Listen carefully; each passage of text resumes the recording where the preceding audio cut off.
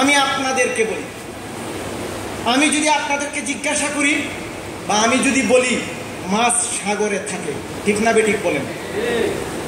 মাছ সাগরে থাকে।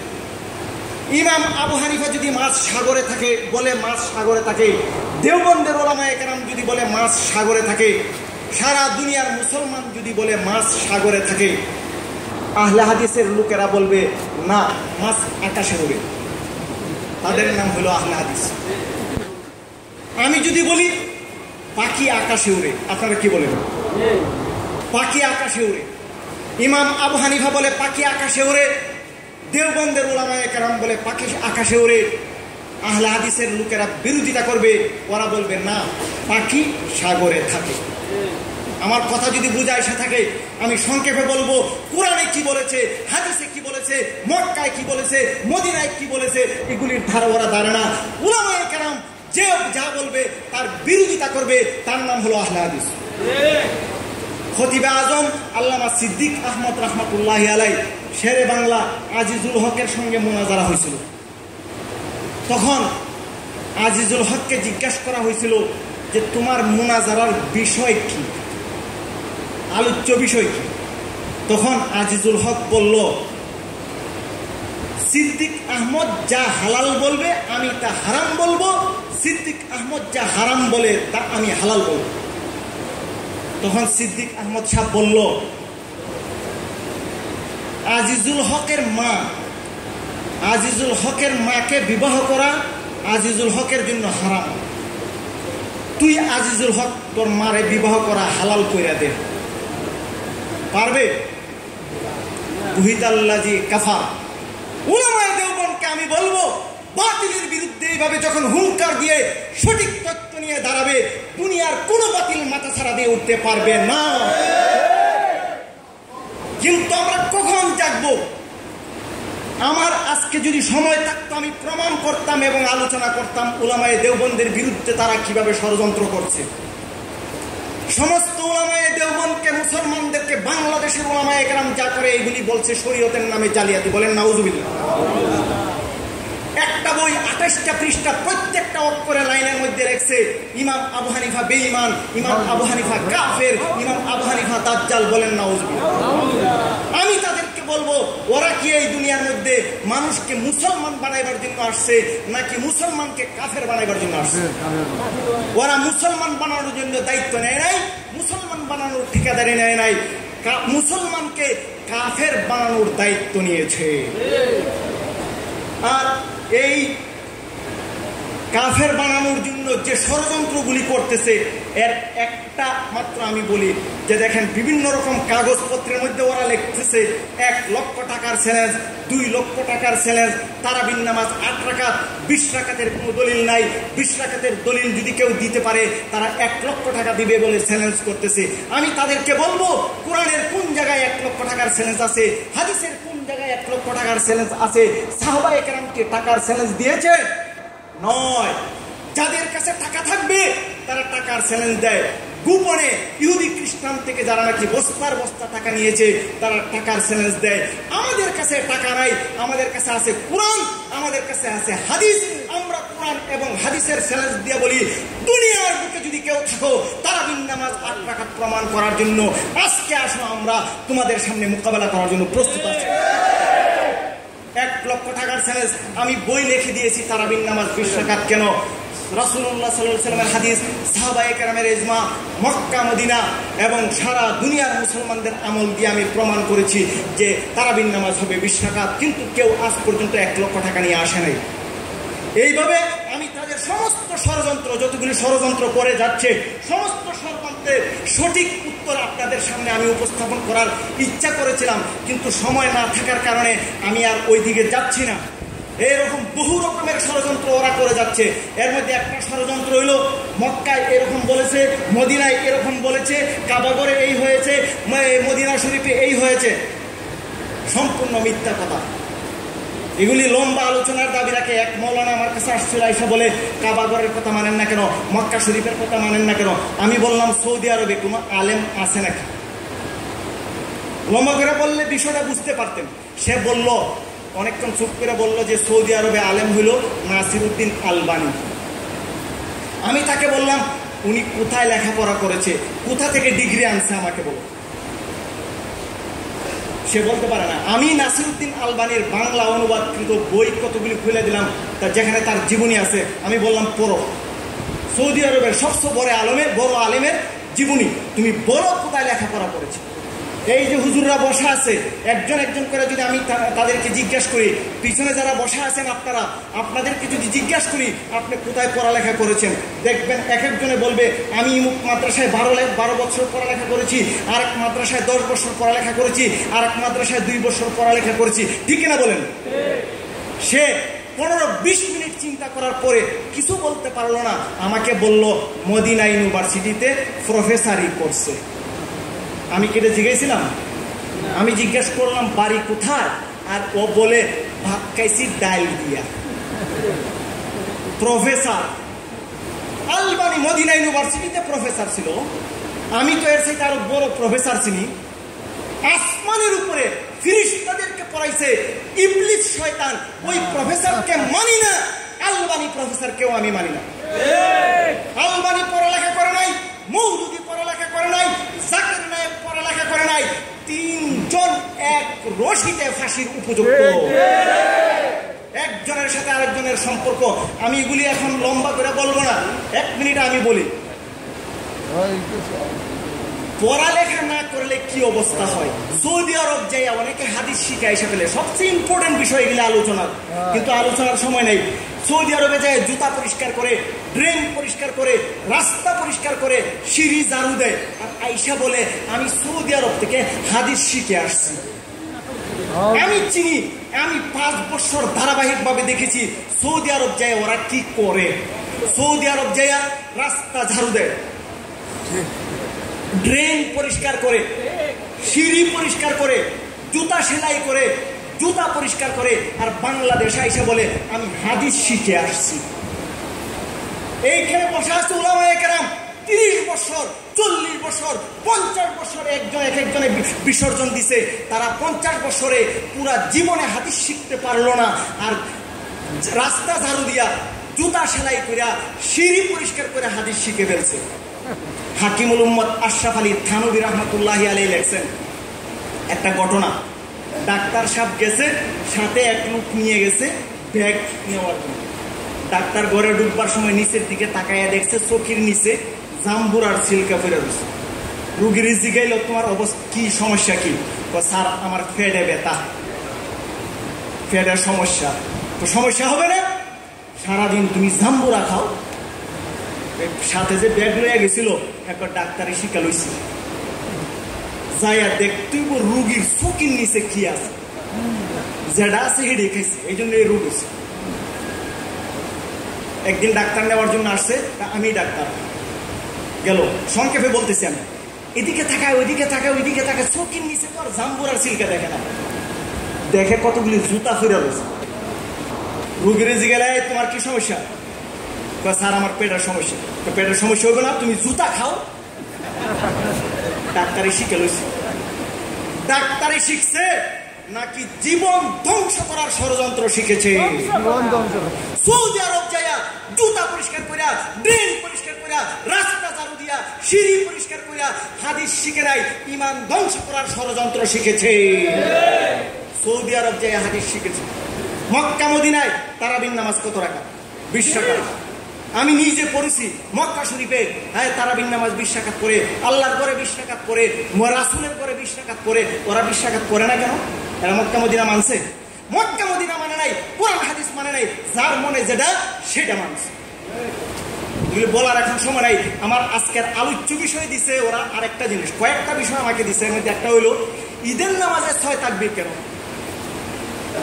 ঈদের নামাজে 6 তাকবীর কেন, এটা আমি আলোচনা করবো। এর আগে আমি একটা ঘটনা বলি, ষড়যন্ত্র কিভাবে করা হয়। এক লোক বাড়ি তার হবিগঞ্জ শহরে, নাম তার আব্দুল ওদুদ, প্রায়ই আমার কাছে ফোন করে যে আমার সাথে দেখা করবে। আমি তাকে বললাম আমার সঙ্গে দেখা করার সময় নেই, আমি দেখা করি না কারোর সঙ্গে, কারণ এরা বোমাবাজি করে, বোমা মেরে দেয়। একদিন বললাম আমি চলে আসছি, ঠিক আছে, লম্বা ঘটনা, শেষের কথাটা খালি বলি। পরের দিন আমাকে বলতেছে যে আপনার সঙ্গে আমার কথা রয়ে গেছে। কি কথা? কয় বুকে হাত বাঁধলেন না কেন? আমি তাকে মুসান্নাফে ইবনে আবি শাইবা 3 নম্বর খণ্ড 320 নম্বর পৃষ্ঠা 3959 নম্বর হাদিস খুইলা দেখাইলাম। রায়তুন নবী সাল্লাল্লাহু আলাইহি ওয়াসাল্লাম ওয়াজা ইয়ামিনাহু আলা শিমালিহি। ওয়াইল ইবনে হুজর বলতেছে রাসূলুল্লাহ সাল্লাল্লাহু আলাইহি সাল্লামকে দেখলাম যে এই নামাজের মধ্যে হাত ডান হাত বাম হাতে রাইখা ওয়াজা তাহতা সুররা নাভির নিচে রাখছে। এই জন্য আমরা নাভির নিচে হাত বাঁধি, হাদিস সহিহ। হ্যাঁ কয় বুখারী শরীফে আছে বুকে হাত বাঁধার হাদিস। আমি ওরে বললাম বুখারী শরীফে নাই, কোনা আছে? আমি ওরে বুখারী শরীফ খুলে দিলাম, তা আমি পড়তে পারি না। আমি কিতাব দিলাম, সেটা মানলো না। আরেকটা কিতাবের নাম বললো, সেই কিতাব খুলে দিলাম, বলে আমি পড়তে পারি না। আমি বললাম আমি যেটা বলছি তাহলে সেটা মানেন? কোনা মদিনা ইউনিভার্সিটির প্রফেসররা বলছে বুখারী শরীফে হাদিস হইল বুকে হাত বাঁধতে হবে। দেখেন ষড়যন্ত্র কিভাবে করে, চক্রান্ত কিভাবে করে, ধোঁকাবাজি কিভাবে করে। আমি তখন দেখলাম যে আসতে বললে হবে না। আমি বললাম মদিনা ইউনিভার্সিটি প্রতিষ্ঠার পর থেকে আজ পর্যন্ত যতজন মদিনা ইউনিভার্সিটি থেকে পড়ালেখা শেষ করেছে, বর্তমানে যারা পড়ালেখা করে, কিয়ামত পর্যন্ত যারা পড়ালেখা করবে, সবাই যদি আসে, সাথে যদি আব্দুল ওয়াহাব নজদি, ইবনে তাইমিয়া, ইবনুল কাইয়ুম, শাওকানি সবাইকে কবর থেকে উঠাইয়া নিয়ে আসে, সবাই মিলে বুকে হাত বাঁধার একটা মাত্র হাদিস বুখারী মুসলিম থেকে দেখাতে পারবে না। এখন দিকে চলে যায়, তাড়াতাড়ি করে উঠে ব্যাগের থেকে প্যান্ট খুলে পরে আব্দুল ওদুদ হবিগঞ্জ বাড়ি। এরকম হাজার হাজার ঘটনা আমার কাছে আছে। আমি বললাম এবার যাইতে পারবেন না, শুনেন বুকে হাত বাঁধার হাদিস সহিহ ইবনে খুজাইমার মধ্যে আছে। ওইখানে মুহাম্মদ ইবনে ইসমাইল নামক একজন স্যারে বর্ণনা করছে, উনাকে ইমাম নববী বলছে কাসিরুল খাতা কাসিরুল গলত, বেশি বেশি ভুল করে, বেশি বেশি উল্টা পাল্টা করে। তার অসংখ্য উল্টা পাল্টার মধ্যে একটা হইল নাবির নিচের হাদিসকে বুকে রাখার কইরা ভুল কইরা রিওয়ায়াত করছে, ইবনুল কাইয়ুম সহ বলছে।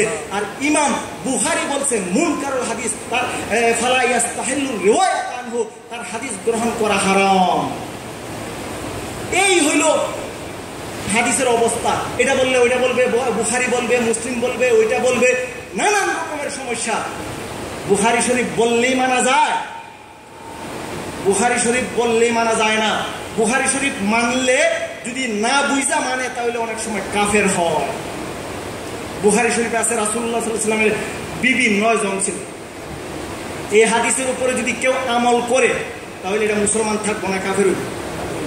রাসূলুল্লাহ সাল্লাল্লাহু আলাইহি ওয়াসাল্লাম কাবার দিকে নামাজ না পড়া অন্য দিকে নামাজ পড়ছে, এটা বুখারী শরীফে আছে।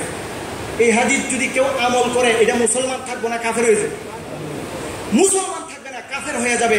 বুখারী শরীফে থাকলেই মানা যায় না, ব্যাখ্যা সহ বিশ্লেষণ সহকারে মানতে হয়। এই সঠিক ব্যাখ্যা যে দিতে পারে, কোন হাদিস মানা যাবে কোনটা মানা যাবে না, এই ব্যাখ্যা যিনি দেয় তার নাম হলো ইমাম আবু হানিফা। এই জন্য আমরা বুখারী শরীফ মানি, মুসলিম শরীফ মানি, সবই মানি আমরা। যে নাকি সঠিক ব্যাখ্যা দেয় তার ব্যাখ্যা এবং বিশ্লেষণ অনুযায়ী মানি। আমার ওই বলছিলাম যে ঈদের নামাজে 6 তাকবীর কেন, এটাও একটা ষড়যন্ত্র। একটা বই ঈদের সালাতে 12 তাকবীরের পক্ষে 152টি হাদিস, ঈদের তাকবীরের পক্ষে 152টা হাদিস। এরপর হলো 6 তাকবীরের হাদিস উঠায়। এই বইটা ওরা আমার কাছে সিটি দিয়া পাঠাইছে, টাকা লাগে নাই। এবং ওইখানে একটা সিটি আছে, সিটিতে লেখা আছে বাংলাদেশের বড় বড় উলামায়ে কেরামের কাছে এই বইটা পাঠাইছি, কেউ এটার উত্তর দেয় নাই। এর দ্বারা বুঝতে পারলাম আমাদের বইটা সঠিক। কথাটা ঠিক না, বোঝা যায় না কেমন ষড়যন্ত্র এবং চক্রান্ত। আমি 1 সপ্তাহের মধ্যে 250 পৃষ্ঠা আরবিতে লেখা পাঠাই দিছি এবং তাকে আমি বলছি 2-1 মাসের মধ্যে বাংলায় আমি এটার জবাব মার্কেটে ছাড়বো, আপনি মার্কেট থেকে কিনে নিন, মার্কেট থেকে কিনে নিন। পরে আমি ছাপাইছি এটা হলো ঈদের নামাজে 6 তাকবীর কেন। কি ষড়যন্ত্র! এখানে লেখছে যে 152টা হাদিস 12 তাকবীর। আপনারা কয়টা তাকবীর দেন? ঈদে 6টা। 6 তাকবীরের হাদিসগুলি আজকে আলোচনা করব না, কারণ যেহেতু সময় কম। কিন্তু 12 তাকবীরের যে হাদিসগুলি আছে, আমি 1-2 মিনিটে এই কথাটা কি রকমের ষড়যন্ত্র আমি একটু বলি। 12 তাকবীরের যে হাদিস, 12 তাকবীরের 152টা হাদিস সে বলতেছে। আপনাদের সামনে সুনানে তিরমিজি, ইমাম তিরমিজির কিতাবিটা, এরা যে 152টা হাদিস লেখছে, এর মধ্যে প্রথম নাম্বার হাদিসটা হইল কাসির ইবনে আব্দুল্লাহর হাদিস। এটা এই কিতাবের 119 নম্বর পৃষ্ঠার মধ্যে আছে। 119 নম্বর পৃষ্ঠায় ইমাম তিরমিজি এই হাদিসটা লেখছে। আমি লাল কালিদা দাগ দিয়ে আনছিলাম, কিন্তু কথা বলবো না। কিন্তু এতটুকু বলি, বলল ইমাম তিরমিজি বলতেছে, ওহুয়া আহসানু শাইইন রুবিয়া ফি হাযাল বাবে আনিন নবী সাল্লাল্লাহু আলাইহি ওয়াসাল্লাম। 12 তাকবীরের যত হাদিস আছে, এর মধ্যে সবচেয়ে ভালো হাদিস হলো এটা কাসির ইবনে আব্দুল্লাহর হাদিস, সবচেয়ে ভালোটা। এই জন্য সবচেয়ে ভালোটা যারা, এটার অবস্থাটা বললে পরে খারাপগুলির অবস্থাটা বোঝা যেত না। ভালোটার কথা বলবো না খারাপগুলির কথা বলবো? ভালোটার কথা বলবো, ভালোটার কথা বলি। আর ভালো বলছে কে? ইমাম তিরমিজি। কোন কিতাবে? তার কিতাবের 1 নম্বর খণ্ডের 119 নম্বর পৃষ্ঠায়। ভালো হাদিসটার কথা একটু শোনাই আমি আপনাদেরকে। ভালো হাদিসটার মধ্যে একজন বর্ণনাকারী আছে কাসির ইবনে আব্দুল্লাহ, যার সম্পর্কে ইমাম আবু দাউদ বলতেছে হুয়া আহাদুল কাযাবিন, সে একজন মৃত্যুকদের সেরা মৃত্যু। আচ্ছা, এইটুক না, আরো দেখেন ইমাম সরাই কিন্তু খসর করতেছে কেন? এগুলি নিয়ম না। ইমাম শাফি রহমতুল্লাহ আলাইহি বলতেছে হুয়া রুকনুম মিন আরকানিল কিযবে, মিথ্যার যে বড় সেরা সেরা কতগুলি ব্যক্তি আছে, স্তম্ভ আছে, এর মধ্যে এটা একটা। ইমাম আবু দাউদের কথা গেল, ইমাম শাফির কথা গেল। আসেন, ওদের বড় নেতা, বড় আলেম, তার কথা বলছিলাম আমি একটু আগে, নাসিরউদ্দিন আলবানী, তার কিতাব ইরওয়াউল গলিল, ইরওয়াউল গলিলের 3 নম্বর খণ্ড 109 নম্বর পৃষ্ঠা নিচের দিকে লিখতেছে কাদ আনকারা জামাআতুন তাহসিনাহু। ইমাম তিরমিজি যে বলল এটা বালা হাদিস, বালা বলাটা ঠিক হয় নাই। ইয়ান্না কাসির ইবনে আব্দুল্লাহ ওয়াহিন জিদ্দান, দুনিয়ার সেরা নেককারজনক ব্যক্তি। হাত্তা কালা শাফি হুয়া রুকনুম মিন আরকানিল কিযবে, সে হইল একটা মিথ্যার স্তম্ভ। এই হইল সবচেয়ে 12 তাকবীরের যত হাদিস আছে, সবচেয়ে ভালোটার যে বর্ণনাকারী হইল মিথ্যার স্তম্ভ। এখন অন্যান্য হাদিসগুলি কেমন বুঝতে পারছেন নি আপনারা? 112টা হাদিস বুঝতে পারছেন? আরে এ কি কয়? কয়টা হাদিস? 152টা। 152টার মধ্যে সবচেয়ে ভালোটা কি? মৃত্যুর বর্ণনাকারীর হাদিস, মিথ্যার স্তম্ভ এরকম বর্ণনাকারীর হাদিস। আমি একটা গল্প বলে আমার কথা শেষ করতেছি। এক লোকের 10 জন ছেলে, কোনো একজনে জিগাইল আপনার ছেলেগুলি কেমন? বলল আমার ছেলেগুলি থেকে সবচাইতে যেটা ভালা, এটাই আমারে কয় শালা। বুঝছেন কথাটা? আর বাকি ছেলেগুলি কেমন হবো বুঝছেন? যেটা সবচেয়ে ভালা, এটা তার বাপ রে কয় শালা। 152টা হাদিসের সবচেয়ে যেটা ভালা, এটা হলো মৃত্যুর বর্ণনাকারীর, মিথ্যার স্তম্ভ বর্ণনাকারীর। আর এই ধরনের বই লেখা লেখা মানুষদেরকে প্রতারিত করতেছে, মানুষদেরকে চক্রান্তের মধ্যে ফেলাইতেছে, মানুষদেরকে দুঃখের মধ্যে ফেলাইতেছে। মুসলমানদেরকে জাগ্রত হওয়ার দরকার আছে কিনা বলেন? কবে, কখন জাগ্রত হইবেন? একটা বই, আমি 2-3 মিনিটে কথা শেষ করব না। এই বইটা আপনারা পড়তে পারতেছেন? কি লেখা আছে? গিরাওয়ালা বাম্বু। বইটা আবু তাহের বর্ধমানের লেখা, 24টা পৃষ্ঠা এই বইটার মধ্যে। এই বইটা প্রত্যেকটা লাইনের মধ্যে বাংলাদেশের উলামায়ে কেরাম, ভারতের উলামায়ে কেরাম, দেওবন্দের উলামায়ে কেরামকে কি বলছে বুঝতে পারতেছেন না? বইয়ের নাম কি? গিরাওয়ালা বাম্বু। এখন আমরা কখন জানবো? আবু হানিফাকে কাফের বলে, উলামায়ে দেওবন্দকে কাফের বলে, মুশরিক বলে। এই জন্য বলতে হয় আমি দেশের ভাব দেখে মরি, সুরে করে বাহাদুরি আর সাধুর হাতে বেরি। আমি দেশের ভাব দেখে মরি। যারা নাকি এই দেশ থেকে কুফরকে দূর করলো, কুসংস্কারকে দূর করলো, বেদাতকে দূর করলো, তাদেরকে বলা হয় বেদাতি, তাদেরকে বলে কাফের। আমি দেশে ভাব দেখে মরি, সুরে করে বাহাদুরি আর সাধুর হাতে বেরি। এই জন্য আমি বলছিলাম আমরা কখন যাক। একটা গল্প বলে আমি কথা বলি। এক মহিলার নাকি বাচ্চা হয় না, 18 বছর 20 বছর। স্বামীকে বলল তুমি আর একটা বিয়ে করে। পরে স্বামী বিবাহ করছে, এখন দুইজনেরই একসাথে বাচ্চা হইল। পরে বড় বউ যেটা পুরানিটার একটা বাচ্চা হয়েছে, বউলের মধ্যে গোসল করায়, গোসল করাইতেছে আর বলতেছে বাবা রে তুই তো দুনিয়ার মধ্যে আইলে কিন্তু মার উপরে সতীন উড়াইয়া পরে আইলে, ঠিক না? বাংলাদেশের উলামায়ে কেরাম জাগবে, ভারতের উলামায়ে কেরাম জাগবে, হানাফি মাযহাবের উলামায়ে কেরাম জাগবে, কিন্তু গিরাওয়ালা বাম্বু খাওয়ার পরে জাগবে। বাম্বু খাওয়ার পরে জাগা দরকার নাকি এর আগেই জাগা দরকার? আগেই জাগা দরকার। এমন সময় হইতে পারে যখন নাকি জাগলে পরে আর কোনো কাজ হবে না, ওই সময় জাগবো নাকি এর আগে জাগবো? আমার উস্তাদ উনি আসতেছে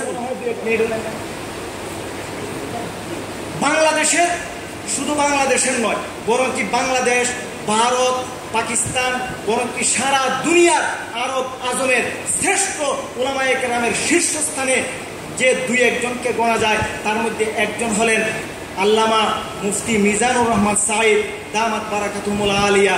উনি আমার অত্যন্ত নিকটের উস্তাদ এবং মানে অনেক বড় মাপের উস্তাদ হিসাবে আমি ওনাকে গণ্য করি। তো উনি এখন গুরুত্বপূর্ণ আলোচনা করবেন। তো আজকে তো সংক্ষেপে আলোচনা হচ্ছে, এর মধ্যে ওনার একটা গুরুত্বপূর্ণ বই আছে মাযহাব উলা মাযহাব। আপনারা ওইটার মধ্যে সব কিছুর মোটামুটি সমাধান পাবেন, অতএব এখানেও পাওয়া যাচ্ছে, এটা নিয়ে যাবেন। তবে আমরা কখন জাগবো একটা উদাহরণ আমি বলে আমি 1 মিনিটের মধ্যে শেষ করতেছি। এক লোক সারাদিন কাজ করে যখন বাড়িতে আসে তখন ওই কিছু চাউল ডাল নিয়ে আসে, আর সাথে একটা কলা পাতা নিয়ে আসে, যে ওইটার মধ্যে ভাত খাবে, প্লেট বাড়ি কিছু নেই। একদিন আসার সময় আর কলা পাতা আনার ইয়াদ নেই, ভাত তরকারি পাক হয়েছে, বউ কয় কলা পাতা নিয়ে আসে, জামাই কয় প্রতিদিন আমি আনি, আজকে যাই তুই লই আয়। দুইজনে ঝগড়া লাগছে, কয় চুপ করে বসে থাকবো, যে আগে কথা বলবে সে যায় কলা পাতা আনবে। সুরামিয়া বাইরে ছিল, ভাবলো যে ভালো সুযোগ, ওরা তো কথা বলবেই না। ভিতরে আইসা ভাতের পাতিল, ইলিশ মাছের তরকারি পাতিলের মধ্যে ঢাইলাই আস্তে আস্তে খায়। দূরে যাওয়ার দরকার নাই, কারণ ওরা তো কথা বলবে না, খাইতেছে কথা বলে না। উলামায়ে কেরামের অবস্থা, ওইদিকে বাতিল আসছে, মারতেছে, পিটাইতেছে, হত্যা করতেছে, আরেকদিকে চুপ থাকতেছে। আমাদের কি হয়েছে? ওইদিকে চলো। আরেকদিকে এই অবস্থা, অন্যদিকে চুপ করে বসে আছে। উলামায়ে কেরামের পরিস্থিতি, কয়দিন আর আমরা চুপ করে থাকবো? মহিলা মানুষ কষ্ট করে পাকাইছে, কতক্ষণ বসে থাকবে? গালের মধ্যে একটা মাইরা দিয়া কয় মিয়া ভাত তরকারি সব চূড়া মিয়া লইয়া গেল, আর তুমি চুপ করে বসে রইছো। হ্যাঁ কয় কলা পাতা তোর আনা লাগবে, কলা পাতা আনলে আর কাজ হইব, কলার মূল আনলে আর কাজ হবে, কলার ফুল আনলে আর কাজ হবে। ভাত তরকারি সব নিয়ে গেছে, আর কোনো কাজ হবে না।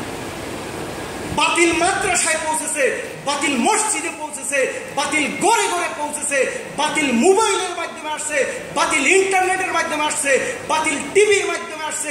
আমরা যদি এখনো চুপ করে বসে থাকি, এমন এক সময় হবে জাগলে আর কাজ হবে না, জীবন দিলে কাজ হবে না, রক্ত দিলে কাজ হবে না। এর আগেই আমাদেরকে জাগতে হবে। আল্লাহ পাক আমাদেরকে তৌফিক দান করুন।